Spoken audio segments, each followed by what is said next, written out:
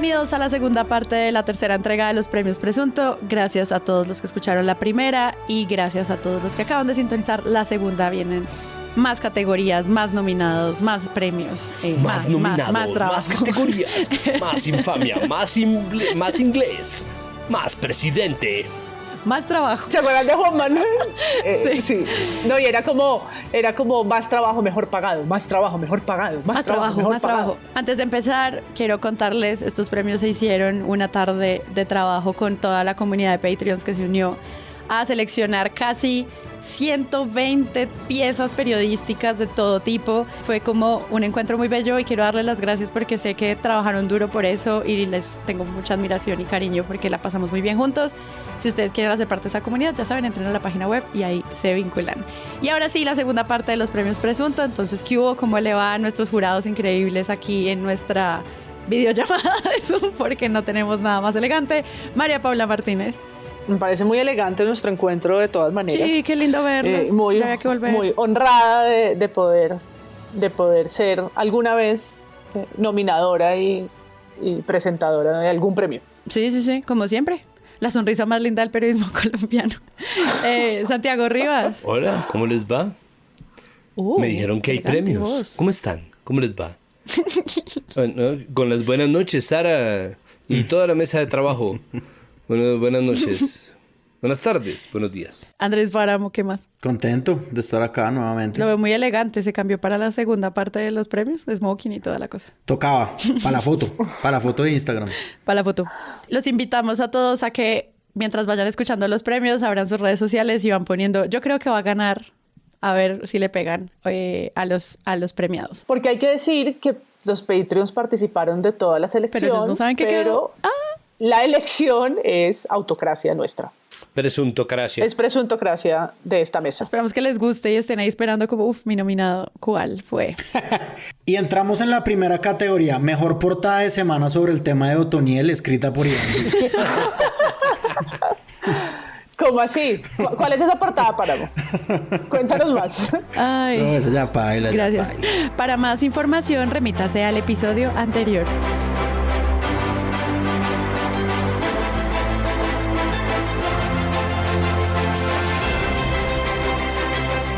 El 2021 fue un año en el que pues tuvimos muchos episodios cercanos al cubrimiento del COVID, al encierro, a la corrupción estatal, pero sobre todo a la movilización social. No podemos negar que lo que pasó durante el paro fue fundamental para entender la participación política de los colombianos, la manera en la que los medios se acercaban a eso y pues en Presunto hicimos muchos episodios tratando de entender esto, cómo se estaba llevando a cabo. Entonces, por este año tenemos una nueva categoría que es Mejor Investigación en la Movilización Social. Queremos empezar felicitando a el trabajo de periodistas y medios de comunicación que se esforzaron por tratar de ayudarnos a entender qué estaba pasando en las calles, que realmente fue muy difícil. Yo creo que cambió la vida política de este país y pues queremos darles las gracias por eso y por tanto nominarlos acá. Y los nominados son... Bueno, el primero es el especial sobre el asesinato de Lucas Villa, un especial que hicieron en alianza Agencia Baudot, 070, Forensics y Bellingcat, con su análisis de videos, de código abierto, de lo que pasó la noche en que Lucas murió. Son 20 minutos de un reportaje con escenas muy fuertes, después de muchos meses de silencio de su proceso jurídico, y que creo que abre unas preguntas concretas sobre pues, cómo funcionan también estos asesinatos premeditados y cómo en el paro nacional, no solamente sino las preguntas que hay sobre las personas que son perseguidas por oponerse. Sí, los invitamos a que busquen este especial del asesinato de Lucas Villa, porque además pues es un video corto, 20 minutos, en el que se trata de analizar todo esto de manera increíble, pero también deja como sobre la mesa las preguntas sobre la responsabilidad de la investigación de la Fiscalía en este caso y cómo los medios sí la logran. Y tiene pues material inédito, no es de código abierto, sino de fuente abierta, o sea, una cantidad de análisis de videos de redes sociales y de videos captados esa noche desde distintos ángulos y cámaras, y que explican con mucho contexto y con mucha precisión, reconstruyen como lo hicieron, lo han hecho ya en alianza con Forensics y Bellingcat, en otras oportunidades con 070, lo que pasó con Dylan o lo que hablábamos en el episodio anterior, lo que pasó en La Modelo, ¿no? Que es esta reconstrucción de tipo rompecabezas con imágenes tomadas por múltiples cámaras que ayudan a tener como mucha precisión en reconstruir una escena. La noche del 5 de mayo de 2021, ciudadanos reportaron en Twitter que Lucas Villa, un estudiante colombiano, había sido herido de muerte por disparos en el viaducto que conecta Pereira y Dos Quebradas en Colombia.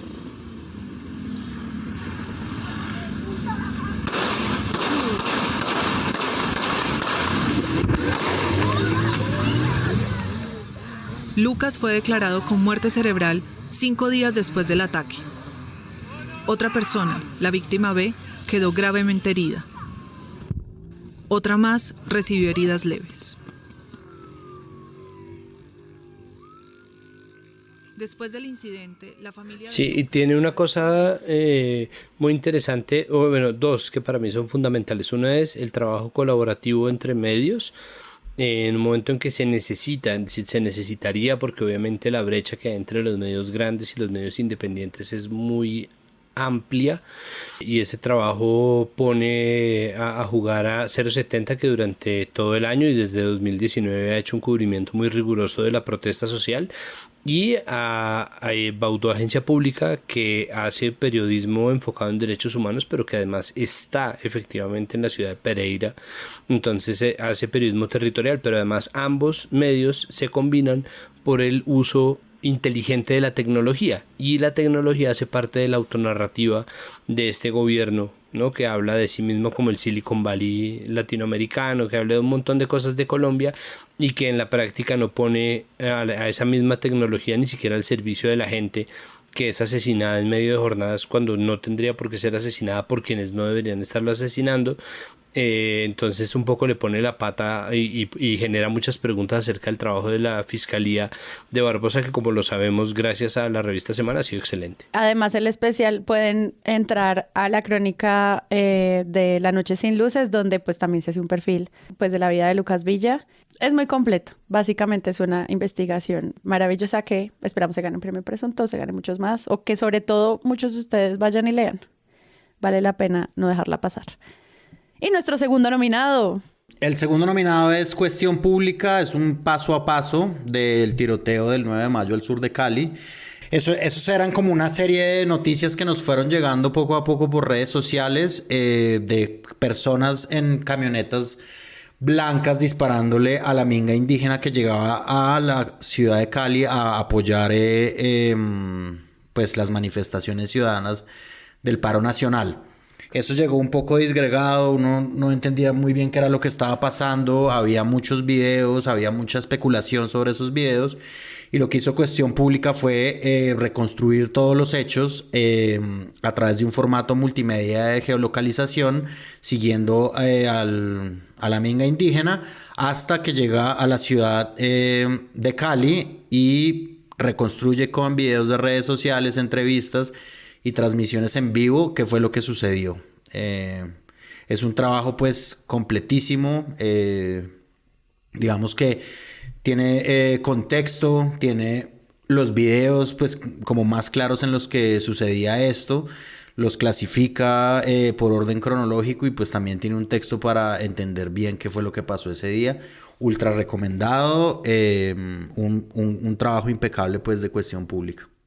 Nuestro siguiente nominado es Publimetro. Es un trabajo comprometido con la gente, ¿no? Que se pone del lado de la gente que cobra distancia o que toma una distancia del poder y observa lo que está pasando, que se ha vuelto un narrador que busca acaparar un espacio de periodismo popular que comparte con el diario ADN. Y digo comparte porque cuando son dos diarios gratis es difícil marcar una competencia, y sin embargo en medio de ese mercado el trabajo de Publimetro ha decidido sí establecer distancia con lo que está haciendo la casa editorial El Tiempo con ADN y dedicarle sus portadas y dedicarle sus reportajes a cubrir lo que está pasando con la manifestación ciudadana. Nosotros nos enfocamos específicamente en el titular de Pudo más el miedo a la reforma que al contagio, y eso documenta la primera jornada de movilizaciones del 28 de abril, miércoles, cuando todo el mundo pensaba que la gente no iba a salir por miedo al COVID, estamos todavía en uno de los picos pandémicos.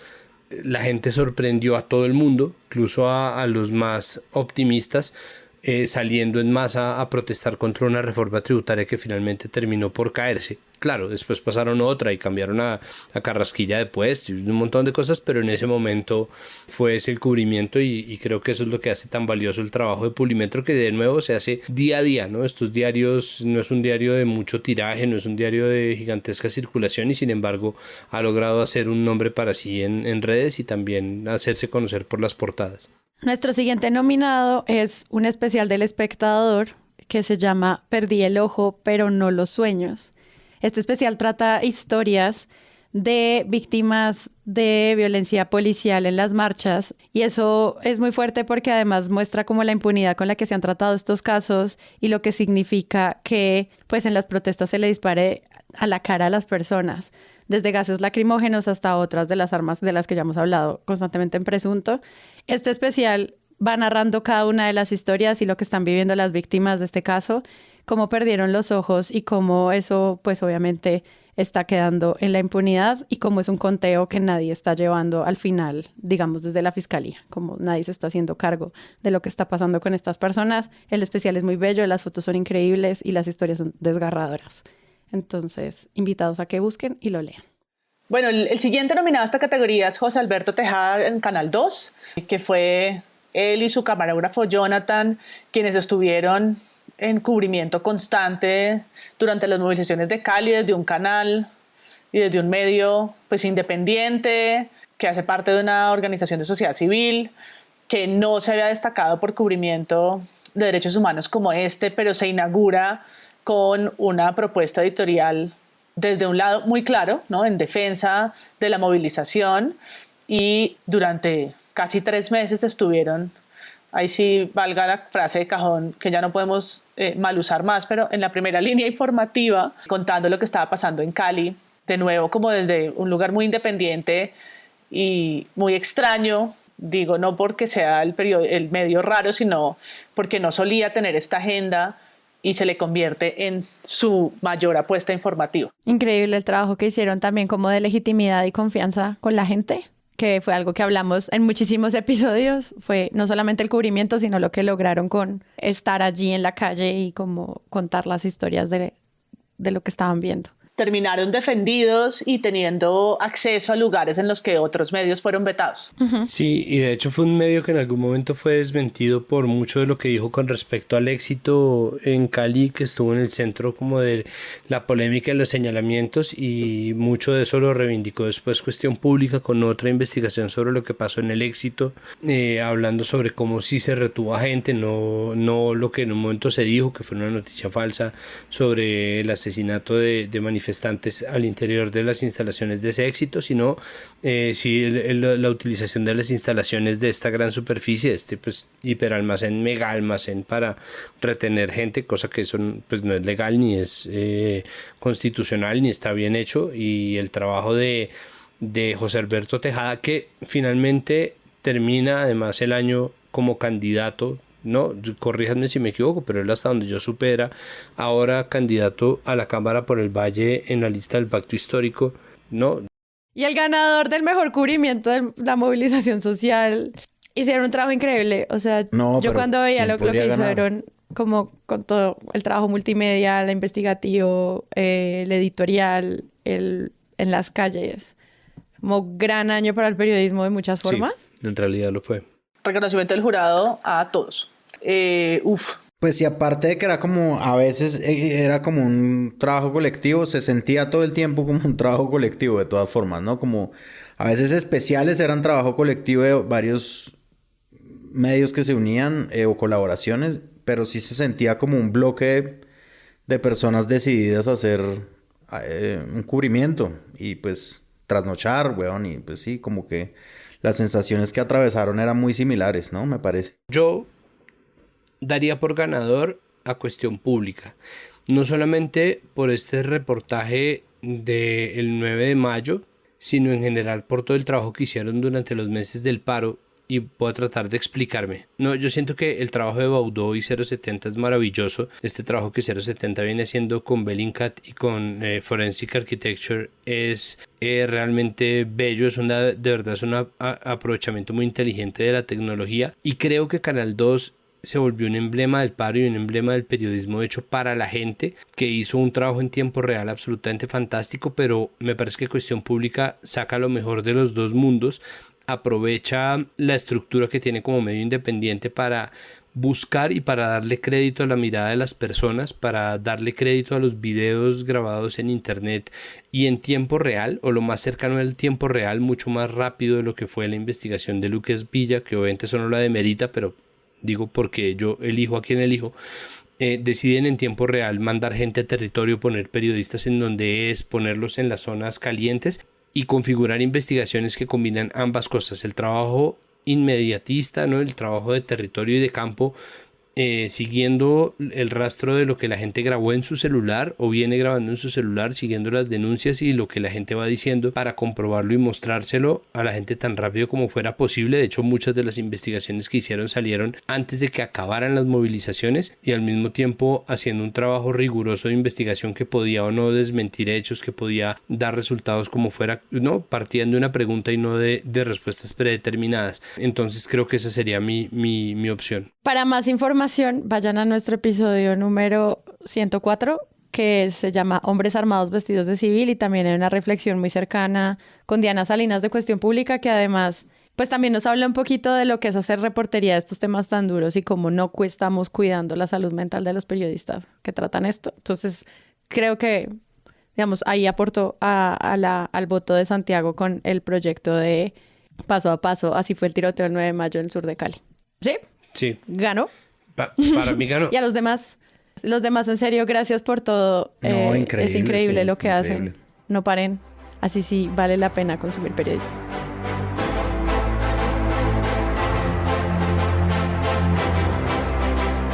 Nuestro siguiente nominado es el mejor titular. Nosotros hablamos mucho de titulares y titulastres, y más que pensar como en mejores portadas o peores portadas, los titulares son el llamado a que vayas a los medios y a que leas la noticia completa. Entonces para nosotros es muy importante cómo se titula, porque sobre todo los titulares tienen decisiones editoriales, posiciones, y al mismo tiempo pues a veces es lo único que se consume de muchas formas. Entonces es muy importante hacerlo, y por eso traemos acá mejor titular. Nuestros nominados son la portada del Espectador. Entonces el 28 salimos a las calles y el 29 el Espectador agarra una foto, tal vez es la Caracas o algo así, porque hay una estación de Transmilenio al lado, y con una foto de la multitud de personas caminando juntas, y su frase elegida estratégicamente, inteligentemente, es un país sin tapabocas. Las masivas marchas que se vivieron ayer para protestar contra la reforma tributaria, el manejo de la pandemia y la gestión del gobierno nacional demostraron que pudo más la indignación que el miedo a contagiarse del COVID-19. Maravillosa portada. Sí, en contraste con las nominaciones que hicimos de Colombian Llamas del episodio anterior. Y pues el juego de palabras es grandioso, así que nominados a mejor titular. El siguiente nominado es una portada del Cubo que habla sobre los 18 desaparecidos en Bogotá en el paro según la Defensoría del Pueblo.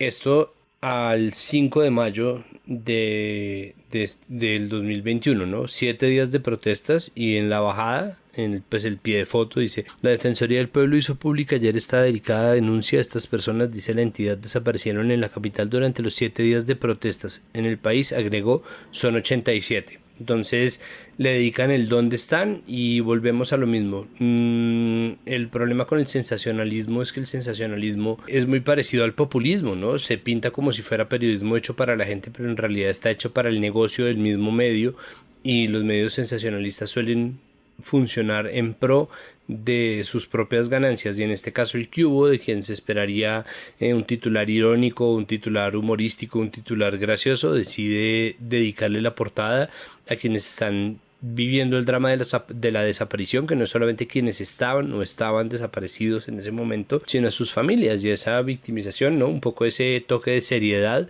termina siendo un punto muy a favor del trabajo de Cubo, que ha hecho a lo largo de estos últimos años un trabajo muy riguroso de, como insisto, ponerse de verdad al lado de la gente. Sí, esta portada además pues presenta los nombres de los desaparecidos, pero con unas fotos que están como a contraluz, donde uno no puede ver realmente quiénes son estas personas. Y puede ser porque o no tenían las fotos, que no importa, sino también es como una idea editorial de cómo, en dónde está ocurriendo esta desaparición y qué va a pasar con eso.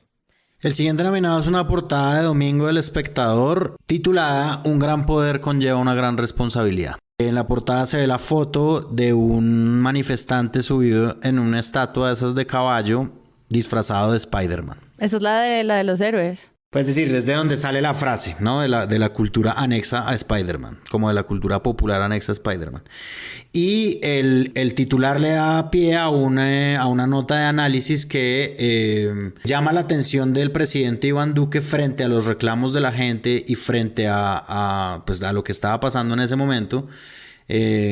Como más o menos diciéndole que es hora de encontrar un camino de concertación que no sea con los sectores políticos o los gremios, sino que sea con la gente que se ha expresado en las calles. La foto es muy buena, la foto es excelente. Encontraron una forma de darle un poquito de gracia al titular a través de la figura de Spider-Man. Entonces, sí, nominados. El Espectador en junio de este año. Del año pasado.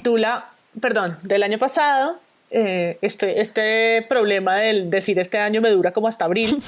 El Espectador titula, ¿cómo dijo? Los habitantes del archipiélago de San Andrés y Providencia saldrán hoy a marchar para llamar la atención sobre los incumplimientos del gobierno en la reconstrucción tras 7 meses del paso del huracán. Y la foto es la pared de esta allegedly única casa reconstruida en Providencia, con una frase que el presidente, de nuevo en inglés, como el video que tanto hemos nominado y premiado en esta noche, dejó el presidente tras su visita. To the divine providence with my eternal love. Y su firma, Iván Duque Márquez, 2021. Grandes. Sí. 5 times Presunto Award nominee. ¿Cómo dijo? Dice el Espectador. Me paro y les doy aplausos. Sí, increíble, porque es como este periodista que está allá y no toma la foto, digamos, reglamentaria de, no sé, alguien cortando una tira inaugural o cualquiera de esos eventos, sino acercarse al detalle y dejarlo para que todos los que no pudimos estar allá viendo eso lo podamos ver. Es increíble. Gracias, Duque, por tu bilingüismo. Thank you so much. A mí el Q me parece que es una maravilla, simplemente porque, de nuevo, el periodismo sensacionalista suele funcionar en pro de sí mismo, y en este caso el Q no le hizo el juego al gobierno, y cuando llegaron la primera caja de vacunas, que fue una ceremonia, ¿no? Con música, caravana por la 26, subiendo la Avenida El Dorado, después la gente paraba para tomarse las selfies, entonces no podía nadie vacunarse sin que llegara un alcalde o el presidente o Daniel Quintero a tomarles la mano, ¿no? Como, ¿usted quién es? The president, ¿no? Y se paraban ahí como a hacer cara de vacúnate, buen hombre. En medio de esa locura, el titular del Q fue: llegaron el 0.08% de las vacunas, y abajo dice, y falta el 99.92. Entonces un poco como sí, listo la ceremonia, listo, pero hay que bajar la caña. Entonces en este caso no es como un titular súper, ¿no?, analizado, es una relación aritmética muy básica, pero precisamente sirve para mostrar que los números pueden decir cualquier cosa y que de verdad obras son amores, ¿no? Y después tienen como un seguimiento que ya llegó el 0,47 de las vacunas. No es como falta. Sí, exacto, falta, ¿no? Y volver sobre un principio y algo que se dice mucho en Twitter, pero que de verdad vale la pena recordar, y es: cuando uno le agradece a un gobierno por hacer lo que debería, es como agradecerle a un cajero automático por darle la plata que uno tiene ganada en su cuenta de ahorros. Además que en ese momento estábamos hablando sobre cómo no se sabían qué tipo de contratos estaban firmando, todo estaba siendo muy como muy calladito, no entendíamos cuáles eran las negociaciones, los periodistas estaban no accediendo a nada de estas fuentes. Entonces, cuando se llevó a cabo esta fiesta, gracias al que hubo por recordarnos que todavía hacía mucha falta, y a los que no se hayan vacunado, pues espero que ya lo hayan logrado hacer. Y el ganador Mi voto es para la de Providencia. Sí, yo también.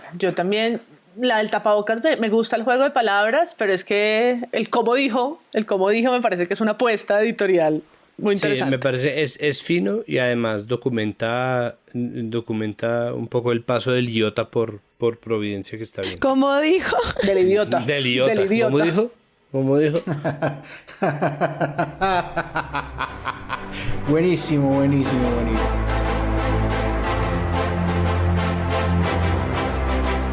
Bueno, gracias a nuestros Patreons este año nos dimos cuenta que mucho del periodismo a resaltar era el formato de entrevista. Entonces, señores y señoras, con ustedes las peores entrevistas que vimos el año pasado.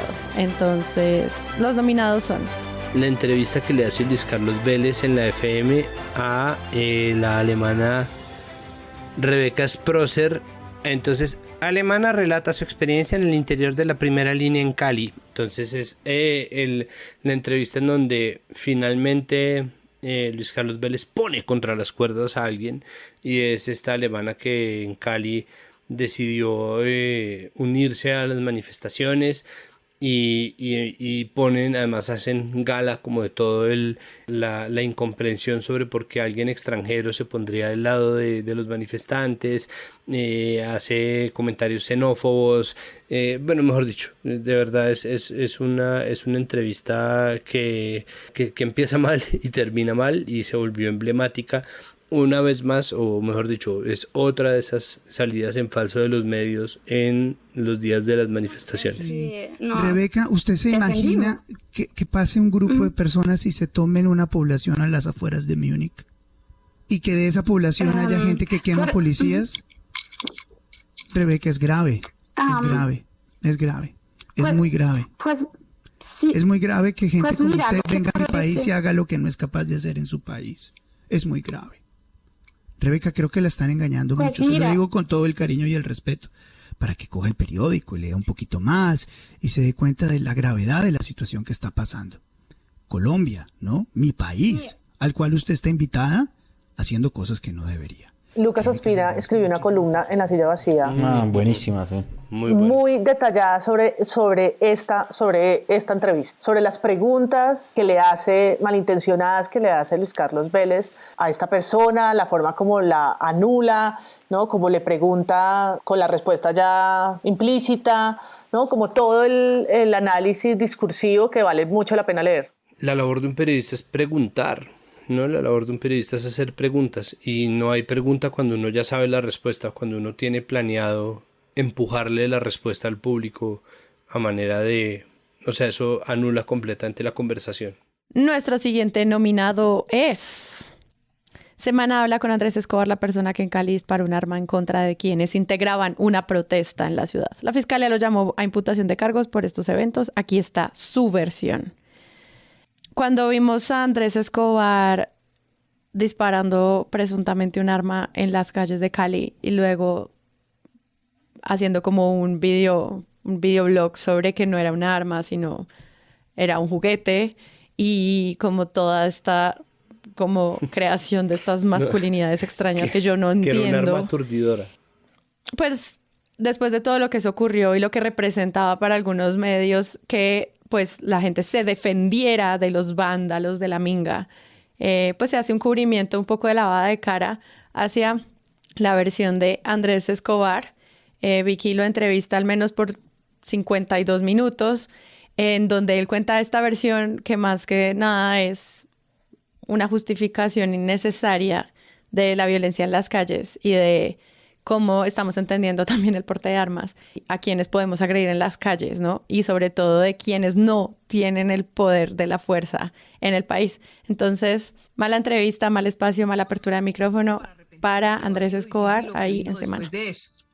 Le pregunto si se arrepiente, porque evidentemente hay que volverse a trasladar a ese momento, y quiero internarme más en esa situación. Hoy, con todo lo que ya le ha pasado, ¿volvería a salir con el arma? ¿Volvería a hacer lo que hizo?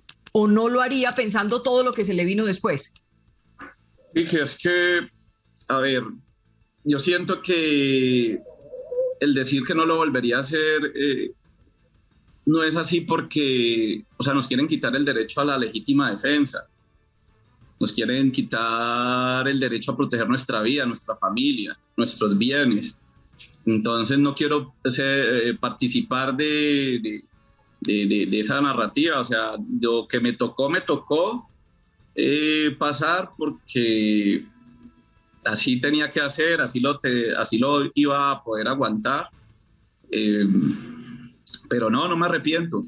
No, finalmente no me arrepiento de El siguiente nominado es Vicky Dávila entrevistando al exministro de Hacienda Carrasquilla. Bueno, una entrevista pues altamente famosa, es la entrevista en la que el ministro no sabe cuánto cuesta una canasta de huevos y dice un precio que está como 4 veces por debajo de su valor real.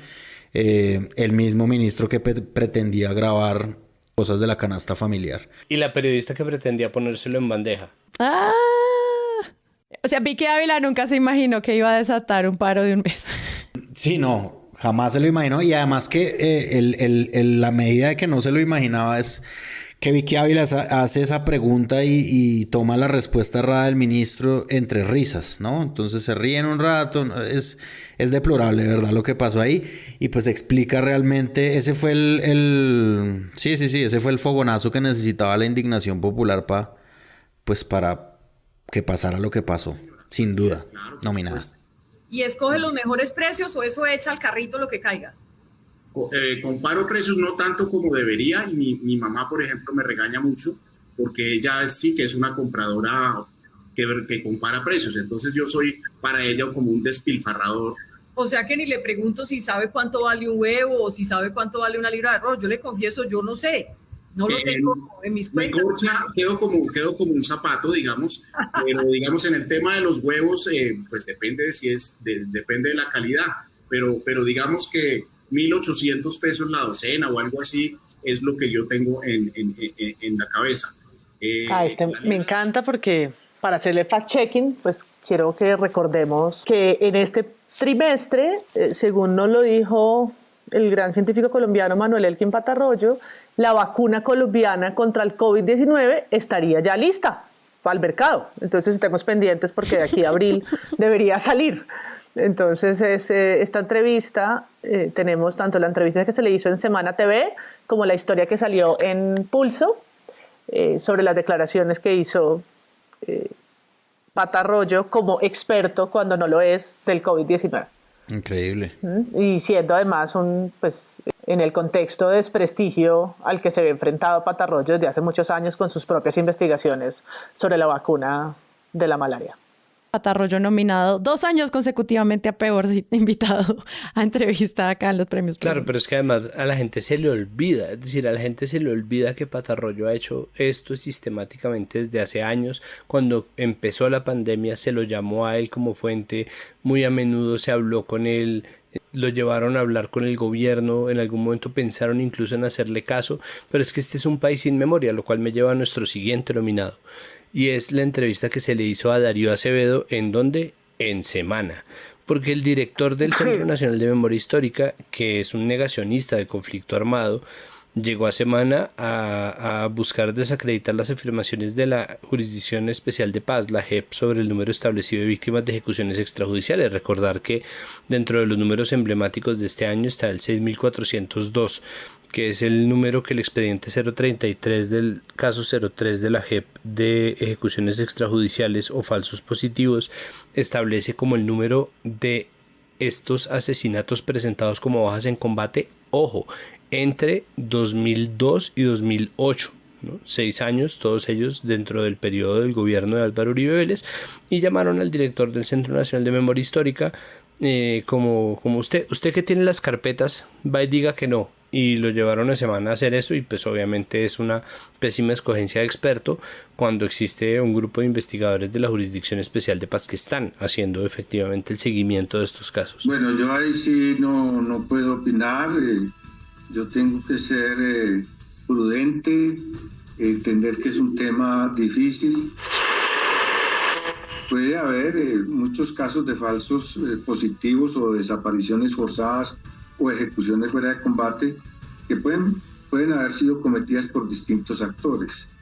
se puede encontrar en el país tumbas colectivas no solamente de víctimas de agentes de la fuerza pública, sino también de víctimas de combates.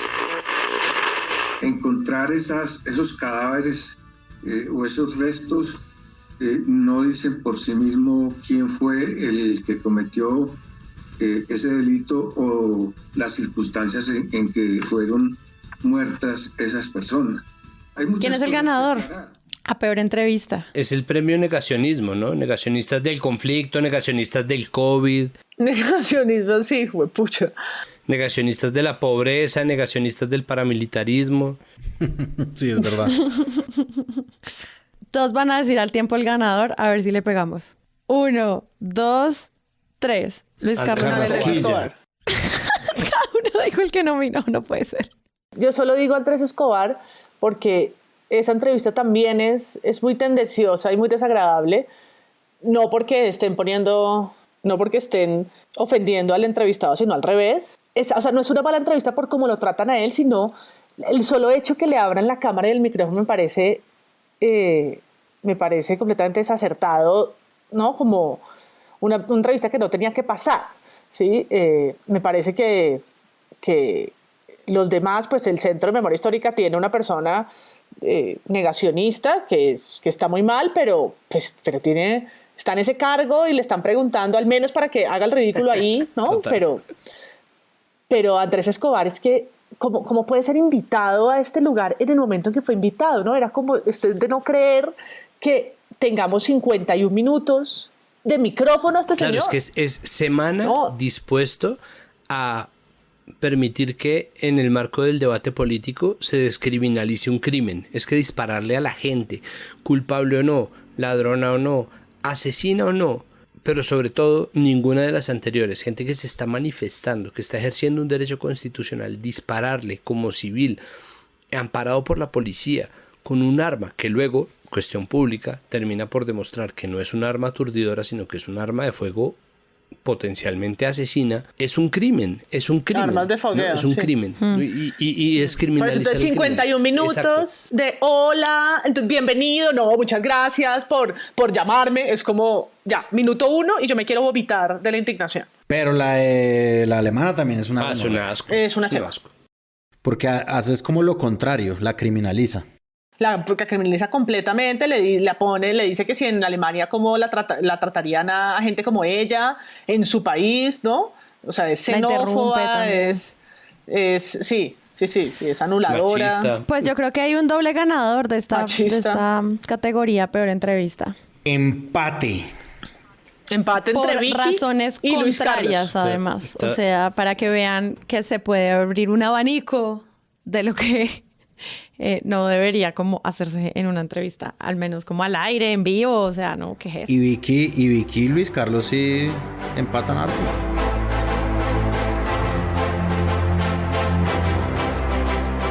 Aquí en Mejor Entrevista, esto fue el 4 de mayo, cuando se estaba intentando entender qué estaba pasando con la movilización social. Se hizo como muchas afirmaciones muy difíciles sobre quiénes eran los que estaban detrás de las cabecillas de las personas que estaban protestando, y pues se habló como de que era la revolución molecular disipada y la formación pues doctrinaria que estaba viendo las Fuerzas Armadas frente a este caso. Entonces la W Radio invita a Alexis López Tapia a que explique en qué consiste la revolución molecular disipada. Y nosotros creímos que iba a ser una lavada de cara a esta acusación, digamos, tan violenta que se hace a que la gente, básicamente cualquier persona que se manifieste es un posible vándalo que podría ser ejecutado. Estábamos asustados de lo que iba a pasar y pues que yo creo que la entrevista al final se llevó a cabo de una manera, o sea, fue muy buena en términos de cómo se trató al invitado y sorpresivamente crítica sobre cómo se estaba tratando de hacer la doctrina entre las fuerzas militares. ¿Quién es usted? Así que me voy de frente. Señor Alexis López, ¿usted es nazi? No, Juan Pablo. Ahí hay un intento de desacreditación de mi persona por parte particularmente del señor Petro. ¿Usted ha aportado o ha estado en eventos en donde figure la esvástica nazi? Sí, claro, cuando hicimos el encuentro y antes del encuentro, de hecho. ¿Y por qué aparecía la esvástica símbolo del partido nazi en ese evento? De nacionalidad y socialismo, por eso. Y vuelvo a reiterarle, si la idea y la intención es discutir del pasado, bueno, sentémonos a hacer un programa de historia. Si quiere discutir de la Revolución la pregunta es anacrónica, pero eso no responde a mi pregunta. ¿Usted qué opina de Augusto Pinochet? Que fue un presidente de Chile que sacó a Chile de la posibilidad de que cayéramos en un Estado totalitario de carácter socialista y que gobernó el país y entregó el poder a la democracia. Eso es lo que opino Pinochet. Pero Pinochet lideró un Estado totalitario. Perdón, totalitario, un presidente que entrega el poder a la democracia, que hace plebiscitos y que entrega a un país además sin ningún derramamiento de sangre, etcétera. ¿Pinochet fue un dictador? Suyo, es un juicio suyo y la verdad, reitero el punto. ¿Quiere hacer historia o quiere hablar de revolución molecular? Con eso termino. Yo creo que la W a menudo cumple un papel importante de hacerle control al poder. Lo que pasa es que cae también muy a menudo en esa cosa como de no, demos de voz a todo el mundo.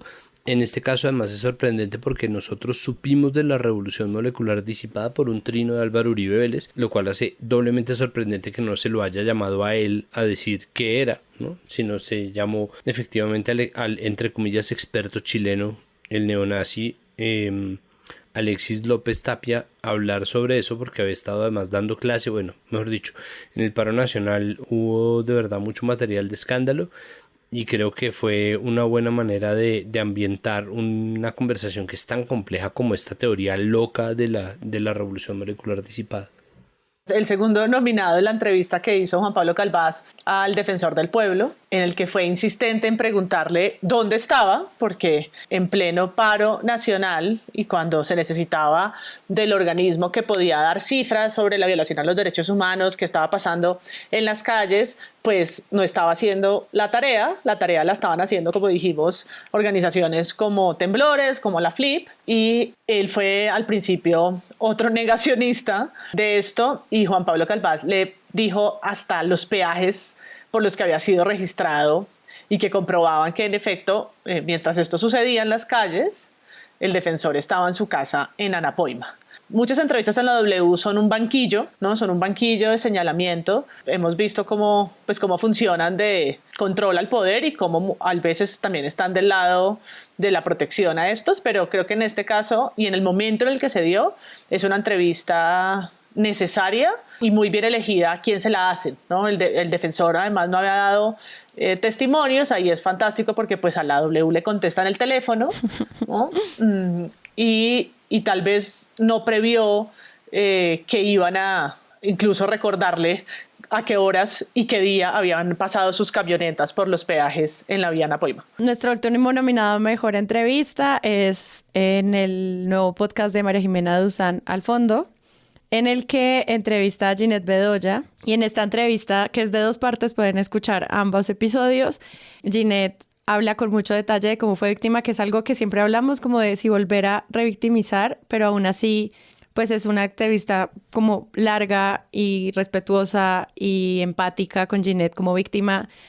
También hablan mucho de las organizaciones como la FLIP que trabajaron con ella. Entonces, pues es una gran entrevista que María Jimena lanza en este nuevo podcast, muy bueno, váyanlo y lo escuchan. Realmente es como una muy buena aproximación al periodismo con enfoque de género.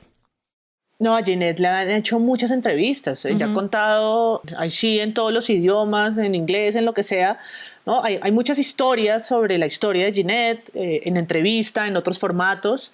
Y es increíble porque el podcast de María Jimena, cómo está construido y también cómo cuenta lo que hacía Ginette, las investigaciones periodísticas que fueron además por las que terminó en la cárcel y que terminaron llevándola a todo esto, ¿no? Devela como el pasado periodístico de Ginette de una manera muy interesante y lo conecta, por supuesto, con todos estos años también de impunidad y lo que pasa en esa cárcel, que es la cárcel La Modelo, que es la misma de la que hemos hablado, donde murieron 21 personas, ¿no? Semejante roto, del que no sucede nada, a pesar de la evidencia de los crímenes que ahí se cocinan y que ahí pasan. Creo que logró, a pesar de ser un relato tantas veces contado durante 20 años, ser casi que innovador en la forma como lo estaba contando y cómo armó como de nuevo todo lo que ha sido la historia de Ginette en el periodismo.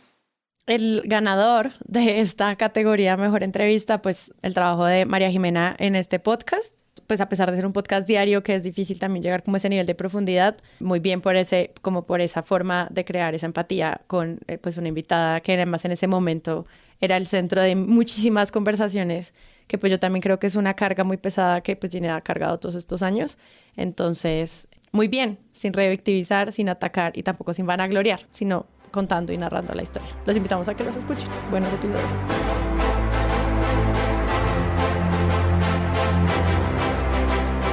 Debate, no debate, una categoría clásica de los premios Presunto. Viene a ustedes aquí en esta segunda parte. Santiago, ¿qué es un debate, no debate como concepto? Un debate, no debate es una falacia de falsa equivalencia. Es decir, que se tiene una certeza y sin embargo se convierte en una discusión o se vuelve ambigua en una conversación que fuerza un debate en donde no existe. Eso está, por ejemplo, en el discurso de odio expuesto como libertad de expresión. Eso es una falsa equivalencia muy común, ¿no? Es como, no, pero dejemos que los nazis hablen, ¿no? ¿Qué opina usted de los judíos? ¿No? Entonces eso no es una opinión y esa falsa equivalencia es lo que configura un debate, no debate. Las cosas que están comprobadas por la ciencia, como la efectividad de las vacunas o la redondez, la esfericidad del planeta Tierra, no están puestas en duda. Entonces llamar a decir como, bueno, de este lado tenemos a un antivacunas y de este lado tenemos a la doctora Zulma Kukunuba. Entonces eso es un debate, no debate. Debate, no debate, es decir, aquí tenemos a Neil deGrasse Tyson y en esta esquina, ¿no? Entonces esa utilización del debate como un formato de entretenimiento a menudo trae, o buscando clics, o buscando viralidad, buscando estar en boca de todo el mundo, los medios apelan a debates que no son en realidad debates. Y esa es esta categoría que desde que nació este podcast ha tenido un lugar en nuestras conversaciones. Excelente. Entonces, ¿cuáles son los debates no debates? Primer nominado. Es muy, muy reñido, muy reñido. Pero voy a arrancar con Blue Radio. Esos son los reyes del debate no debate, ¿no? Del reyes del debate no debate. Opine en Mañanas Blue. ¿Está de acuerdo con desbloquear a la fuerza los bloqueos de vías del paro nacional? Los leemos. Lo parece que gana el sí. Obviamente gana el sí. Desbloquear a la fuerza. Es que ahí no hay nada que decir, ¿no? Es decir, no, hay mucho que decir y creo que mucho de lo que se dijo lo termina diciendo la CIDH y de nuevo es fatídico que sea la Comisión Interamericana de Derechos Humanos la que desmienta los debates planteados desde los medios de comunicación, porque los medios de comunicación no deberían fungir como entidades ni como órganos de comunicación del gobierno colombiano. Eso es una locura. Siguiente nominado. No, esta es pero tenaz. Yo creo que esta es mi favorita, perdón que yo sea tan tendencioso, pero debate. ¿Los menores son máquinas o víctimas de la guerra? Además, son máquinas, porque además no es como, ¿son los menores máquinas de guerra? No, es debate. ¿Los menores son máquinas o víctimas de la guerra? Esto nace de una declaración de Diego Molano. Este es un debate que pone en un artículo y con el cual titula la W Radio en su página de internet, y es después de que se descubriera que el gobierno colombiano otra vez bombardeó un campamento de las disidencias de las FARC, donde otra vez se estaba por demostrar que ya se sabía que había menores de edad. Otra vez un ministro de defensa, esta vez no Carlos Holmes Trujillo, esta vez no el señor Botero, sino Diego Molano, nacido en el Hospital Militar de Bogotá, salió a decir que estos no eran menores de edad, que estos no eran niños inocentes, sino que eran máquinas de guerra.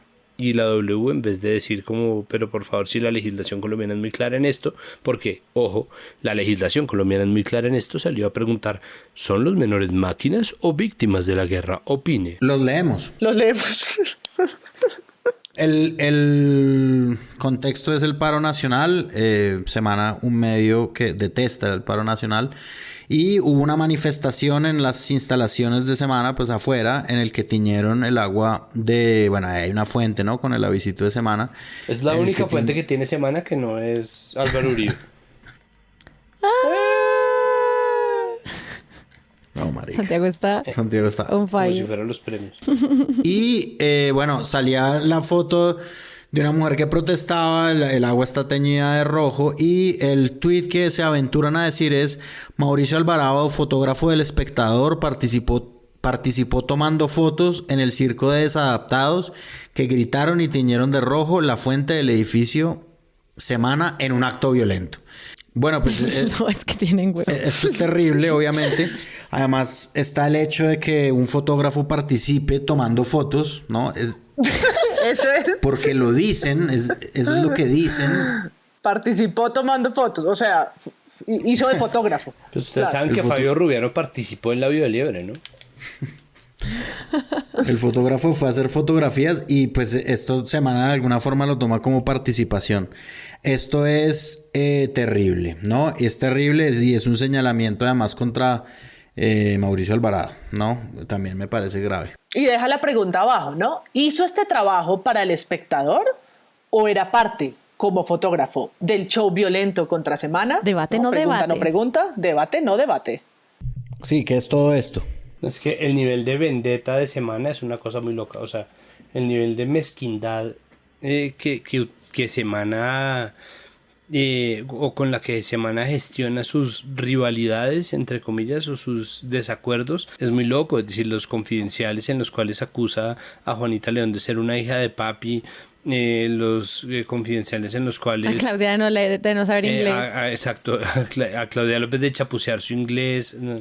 Sí, y no estamos en ese año, pero si estuviéramos tendríamos que darle el premio a la entrevista que le hicieron a Gilinski, que en su sofá, en su silla desde Miami dice, promete y repite una y otra vez que no tiene ninguna injerencia sobre los contenidos editoriales, ¿no? Que es como, ¿no? Como eres es el nuevo, así casamos a Otoriel, ¿no? Como nos están diciendo mentiras. Nos lo dijiste y lo sostuviste en una entrevista que le hicieron, obviamente, ¿no? En la que él repite que sí, que jamás, ¿no? Que jamás haría eso con la revista Semana. Y el ganador del debate no debate, Santiago, ya dijo su favorito. ¿Ustedes qué opinan? Igual. Yes. Unanimidad. No te preguntes, querido periodista, si un menor es una máquina de guerra. No vale la pena tu tiempo hacerlo. Y esto es además una regla de la existencia en el mundo, ¿no? Y es que cualquier pelea que uno empiece contra un muerto, un animal o un niño, la pierde.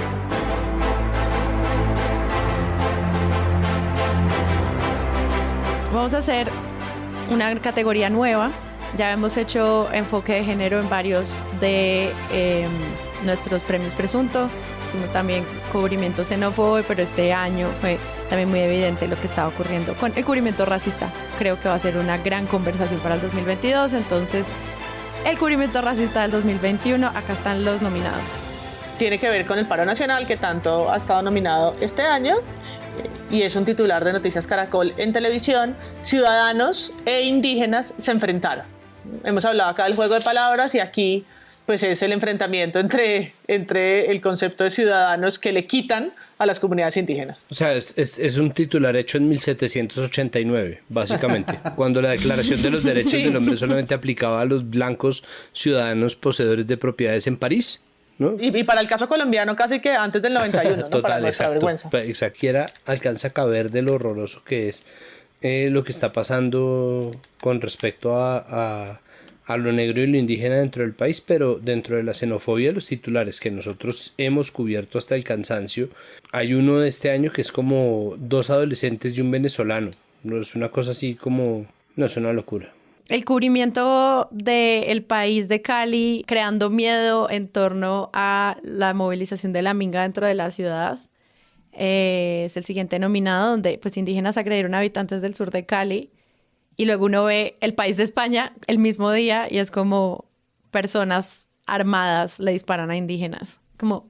Pues es que el paro nacional es racismo estructural. Es decir, nosotros ignoramos por completo, gracias a lo centralista que es este país, quienes viven en los barrios en Cali en los cuales se violentó a la gente de esa manera, quienes viven en los barrios en Buga a los cuales les cayó un helicóptero, quienes viven en los barrios en Palmira en los cuales se estaba disparando contra la gente. La mayoría de ellos son negros e indígenas. Es decir, no se trata de gente mona como si fueran fotos de stock o como si fuera una película de Scorsese enfrentándose blancos contra blancos, y eso es algo que a nosotros se nos olvida, pero que se nos olvida porque de verdad no aparece en los medios, no aparece en las páginas ni en las pantallas, y es importante que eso lo recordemos más a menudo. Y hablando de violencia estructural, el siguiente nominado es una entrevista de Los Danieles a Francia Márquez, pues en su canal de YouTube. En esta conversación, pues ellos están hablando como del cubrimiento que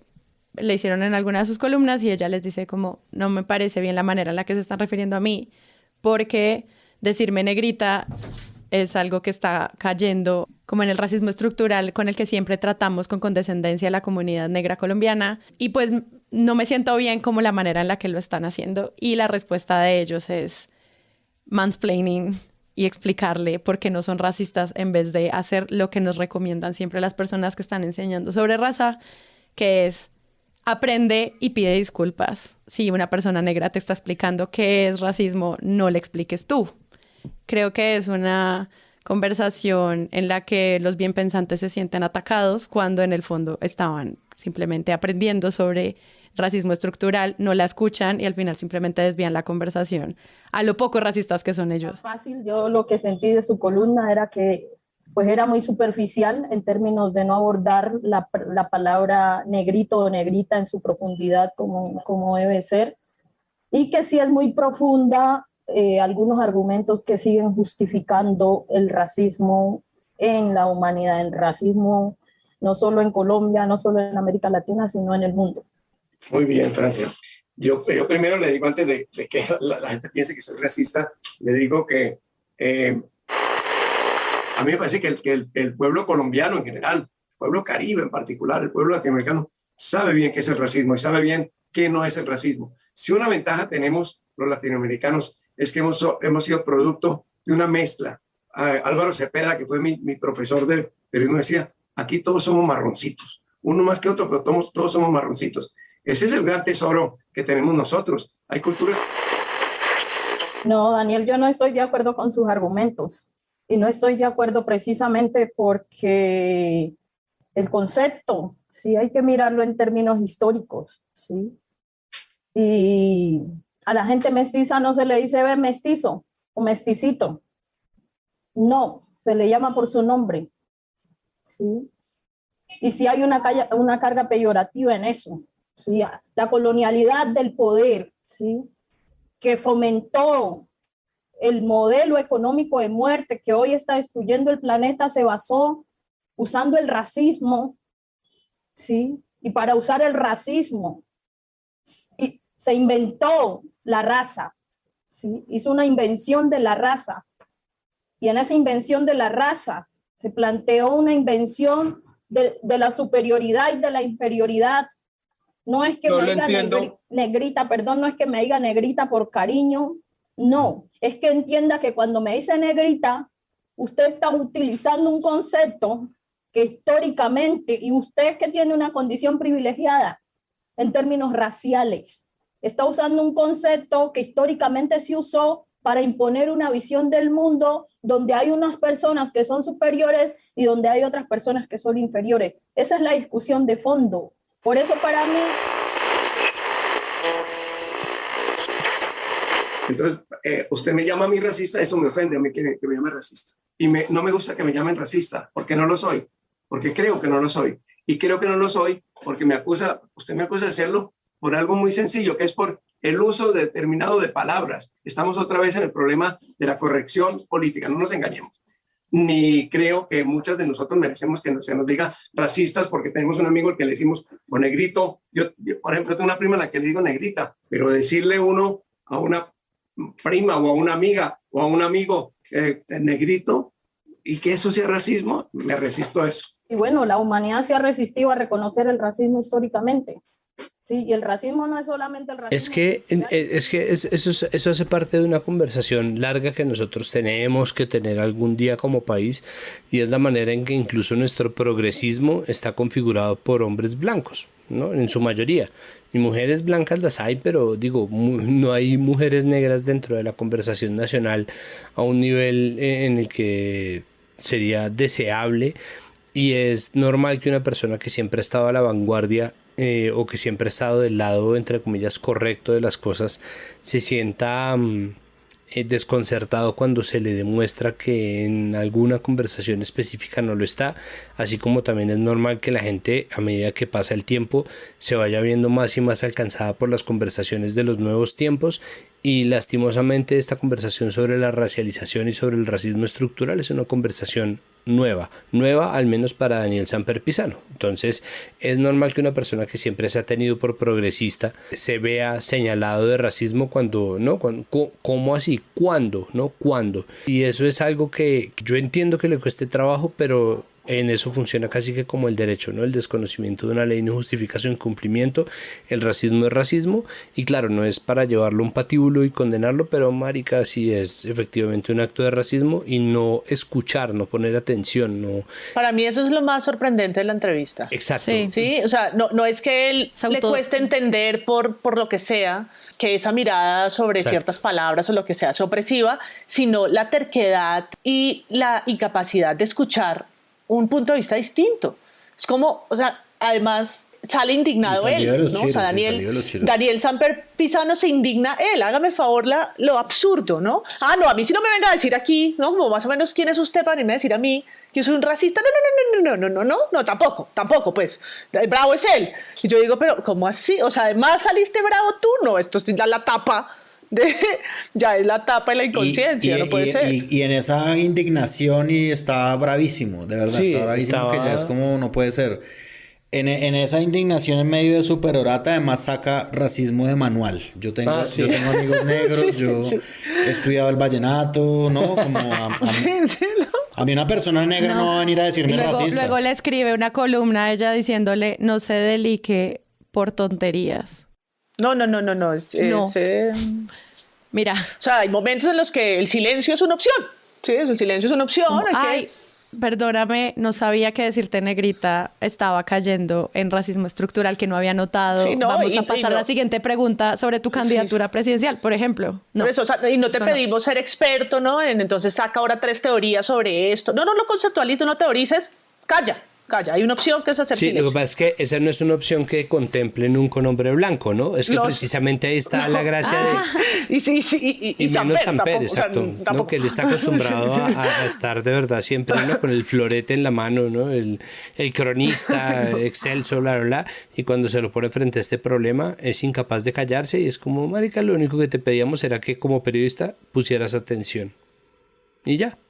Y el ganador es... Sin duda los Danieles. Sin duda los Danieles. O sea, siendo que la primera línea de la violencia es la comodidad del progresista también tiene que ser puesta en duda y tiene que ser llevada a juicio. Y me parece que esto es un ejemplo clarísimo de qué quiere decir estructural. Eso es exactamente la definición práctica de un problema estructural.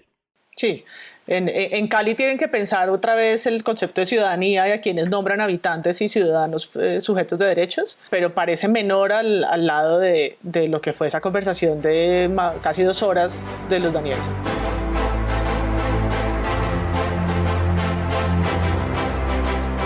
Y finalizando esta entrega maravillosa, gracias a ustedes por estar aquí con nosotros estas horas de entrega de premios Presunto y recordar lo que fue el 2021, esperamos no haberlos deprimido mucho.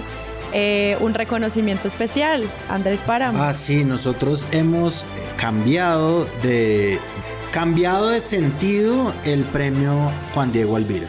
Entonces lo hemos dotado de un sentido absolutamente positivo. El premio Juan Diego Alvira es un premio del que uno debería sentirse orgulloso de ganarlo. El nominado...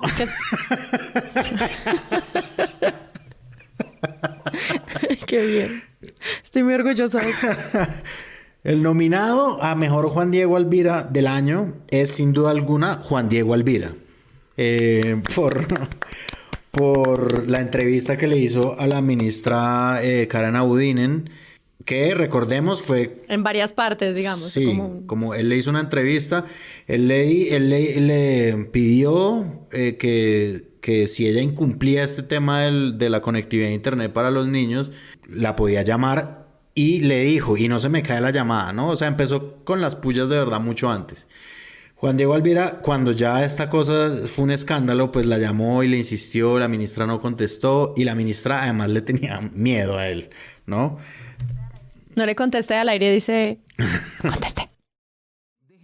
Aquí, Andrés, la ministra se comprometió a una cosa, a que me iba a contestar cuando yo la llamara, si no se cumplía lo que vino a prometer aquí en este tablero de noticias. La voy a llamar aquí en vivo, todos ustedes van a ser testigos, televidentes. La voy a llamar en vivo a la ministra para ver qué me responde. Porque tengo el teléfono personal de ella. Me lo dio precisamente por eso. Mientras tanto, vean lo que dijo, recordémoslo. Vamos a tener los 8.700 colegios conectados. Ministra, esto queda grabado. Completamente. Es decir, si de aquí al 30 de abril no se cumple con esta meta, usted sabe que... Me busca. Pues la señal no se ha caído, pero lo que sí es cierto es que no me ha contestado. Por lo menos a esta hora de la mañana, 7, 8 minutos en este momento. Vamos a hacer un nuevo intento. Soy optimista, la verdad. Miren, vamos a ver. ¿Qué pasa a esta hora? Aquí vamos nuevamente. Esperemos que la tercera sea la vencida. Es el teléfono personal de la ministra Karen Abudinen, que ustedes saben, bueno, ha liderado todo este proceso y realizó una serie de compromisos. Vamos, ministra, cumpla. No le quede mal al país. Ay, conteste, inolvidable. De hecho, conteste. podría ser ganador a mejor entrevista, salvo porque es la entrevista que nunca fue. Sí, no, y es como cuando la noticia se vuelve meme, deberíamos dar un premio, como noticia meme, y nominar ahí los mejores, o noticia sticker. Cuando la noticia es sticker, sí, ya la rompió. El momento mediático. Claro. Para y además... mediático y calcomanía del periodismo. Y ahí está Juan Diego. Juan Diego Alvira además dice, no le quede mal al país. Yo soy optimista. No, soy optimista. A mí me encanta porque pues él tiene un tablero inteligente, así super watch, entonces trae a los invitados y muy temprano, ¿no? Con ese entusiasmo de Juan Diego y su performance en el set, entonces le dice a la ministra y ella también, ¿no? En su otro performance, dice que ella no tiene nada que esconder, que esto es la... Que la lleven al cementerio. El proyecto, claro, que si no, al cementerio se va porque esto es el proyecto que va a conectar a la Colombia profunda y a los niños y las niñas. Su vida, ¿no? Y todo el guión también de cajón que lleva el Mintic, con el que lleva el Mintic engatusándonos tantos años. Y luego, pues es realmente en la mesa de Néstor Morales, que es una mesa a la que el poder va muy cómodamente, pero aquí en una jugada de la alianza, la casa editorial a la que pertenecen Blue Radio y Caracol Televisión, pues estando la ministra en el set, pues creo que todos tenemos este sticker de este personaje tomando agua, así, mirando a la pantalla. Ya no es la misma foto de la República que se llevó el premio presunto, sino donde sale tranquila y feliz, sino así como aterrada. Y Néstor Morales le dice como, aquí un amigo suyo, ministra, aquí un amigo suyo, Juan, que la ha estado llamando, pero nada que se puede comunicar con usted, aquí están al aire. Y ella ahí como atorada en el vaso. Entonces creo que es un momento especial. Un amigo suyo, los audífonos, ministra. Sí, tranquilo. Estamos en directo, transmite Noticias Caracol, transmite Blue Radio, es la ministra de Comunicaciones. Allá ve a su amigo. Lo veo perfectamente. Juan Diego Alvira, ministra, que estaba buscándola hace rato. Juan Diego, adelante, lo escucha la ministra Karen Abudinen. Pues, ministra, gusto saludarla después de tanto tiempo y de tantas promesas. Qué bueno que esté a esta hora de la mañana aquí con nosotros. Juan Diego... Sí, muy bien por Juan Diego, por ganarse un premio Juan Diego Alvira al mejor Juan Diego Alvira. Lo felicito. Si no fuera tan tarde, el momento en que estamos grabando, lo llamaría y le diría, conteste. Juan Diego, contéstele al presunto. Contéstele al país. Yo soy optimista. Sí. Eduardo Porras se pudo haber ganado también una nominación a mejor Juan Diego Alvira con la gente que camina para atrás, pero eso es otra historia que trataremos en próximos episodios. Muchas felicitaciones a todos los ganadores, a los que se ganaron premios a buen periodismo. Gracias por hacer buen periodismo, y a los demás. Pues no hagan las cosas mal por la gente. Tenemos derecho a la buena información, por favor. Esto fue un año largo y quiero darle las gracias de nuevo a los Patreons que nos ayudaron a armar estos nominados y que espero que les haya gustado el resultado final de lo que fue sus nominaciones, y a todas las personas que escucharon esto con paciencia, que nos esperaron estas semanas para que regresara esta temporada 2022 y pues todo lo que se viene este año. Muchas gracias, Santiago, por participar hoy, por nominar, por recordar, como siempre un placer. Y recuerden, como dice la fuente favorita de este país, ojo con el 2022, porque siendo año electoral volvemos a las raíces del presunto, ¿no?, que están en el cubrimiento de elecciones.